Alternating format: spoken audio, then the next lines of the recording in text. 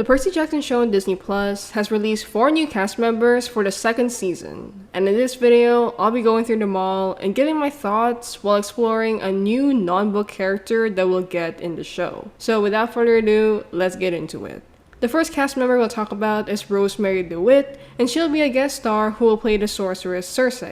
In the Sea of Monsters, or the book that Season 2 will adopt, Percy and Annabeth stumble upon Cece's Spa and Resort, a place where Circe traps men and transforms them into guinea pigs.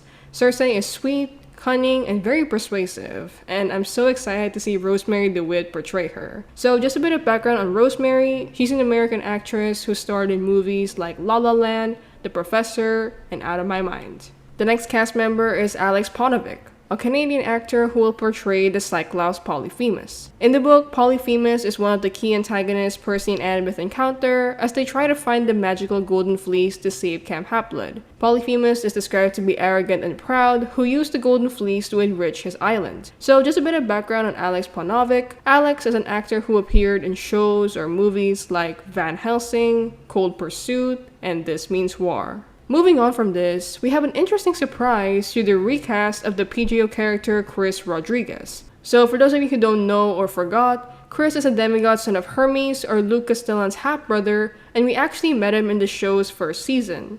There, he was portrayed by the actor Andrew Alvarez, but for some reason, they decided to recast him. I've tried searching up articles online as to why he was replaced, but so far, there's no clear answer yet. Like, the only stuff I found were some online thoughts, saying that he was fired by Disney because of reselling photos or giving out information on the cast to the public illegally, but I couldn't find any other news to back this up. So, as of now, we don't really know what happened. But anyway, Chris Rodriguez is going to be played by Kevin Chacon in Season 2. Kevin is an actor and is one of the youngest cast members, turning only 18 this December. He's seen in the following shows: Marvel's Jessica Jones, Nickelodeon's Santiago of the Seas, and NBC's Chicago Med.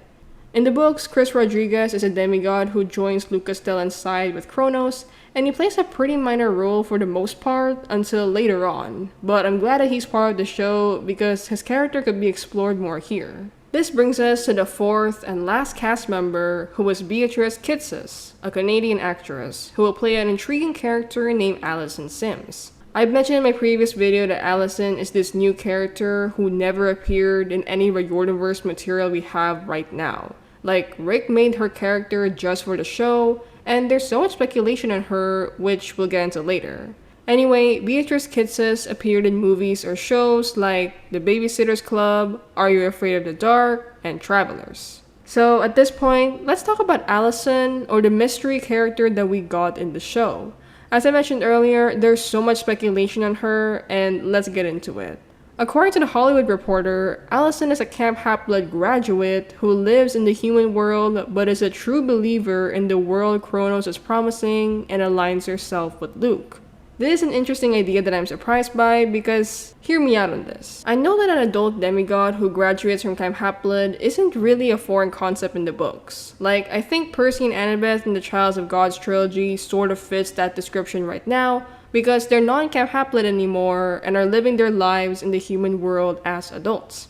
And yes, Rick Riordan finally made Percy and Annabeth 18 years old around the Trials of Gods trilogy, but generally speaking, before Percy and Annabeth, an adult demigod surviving after Camp Half-Blood isn't a usual thing. In the Heroes of Olympus' second book, or the Son of Neptune, Percy is in Camp Jupiter, and he's surprised when the Roman demigod Hazel Levesque mentions New Rome, a place where demigods can go to college and settle down to have kids as adults.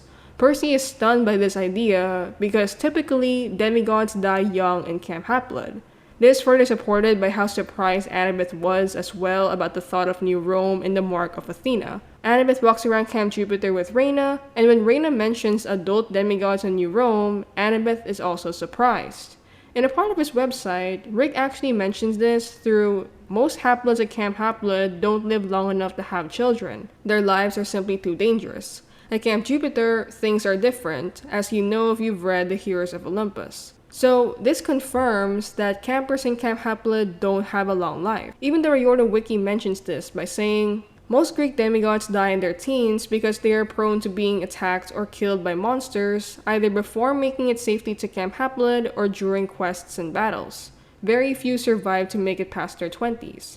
If they do make it to their 20s, they are less likely to attract monsters, with the odds of monster attacks decreasing as they get older. So, with this thought, Alison as a demigod who graduated Camp Haplid makes me think that she's a very skilled and resourceful person to reach adulthood. I'm actually curious about this idea, and I wonder what kind of role she would play aside from being a part of Luke's team. I honestly wish she's going to be a side character with depth, but not enough to overwhelm the plot, because so much is going to happen in the Sea of Monsters. Like, I don't want a random non-book character to just take all that away, and I want her to blend well with the story. So, a random thought that I found online about Alison was that she might be a love interest to Luke, and I want to talk about this. I don't know about you guys, but I just don't think Luke needs a love interest. In the books, he was perfectly fine without one, even if there was a few hints on his relationship with Thalia Grace. In the short story The Diary of Luke Castellan, it implies that Luke had a crush on Thalia, but they never really became an official couple because Thalia quote-unquote died, and Luke would spend the next years without her. Thalia was the only one he showed romantic interest to, unless you're the type of PJO fan to consider Luke's ambiguous feelings for Annabeth. I've already given my thoughts on Luke and Annabeth's book relationship in my video on how the Disney Plus show changed Luke Castellan for the better, so you can check that out. But ultimately, I was trying to say that I don't consider Annabeth as an official love interest for Luke. It's just weird, but the thought of Alison being Luke's girlfriend or love interest is an idea I'm not really into because I don't really see how it would impact Luke in any way. Luke's journey in the book is characterized by his descent to the dark side with Kronos, doing everything he can to follow his master's orders, and grow from there as he fights against himself and Kronos for the greater good. A girlfriend or a love interest isn't even related to that, unless they give me a good reason to see Alison with Luke. Overall though, I picture Alison as somebody who would be at Luke's side, possibly a friend or somebody Luke would trust while on his quest with Kronos. I'm not sure if Alison would be a good person or would be the type to lean to the darker side of things, but from what I'm seeing, I feel like it's the latter part. Like, what if Alison was a foil to Annabeth's character? So, a foil character in literature is somebody who serves as a contrast to a protagonist, and I think Alison could be the perfect one.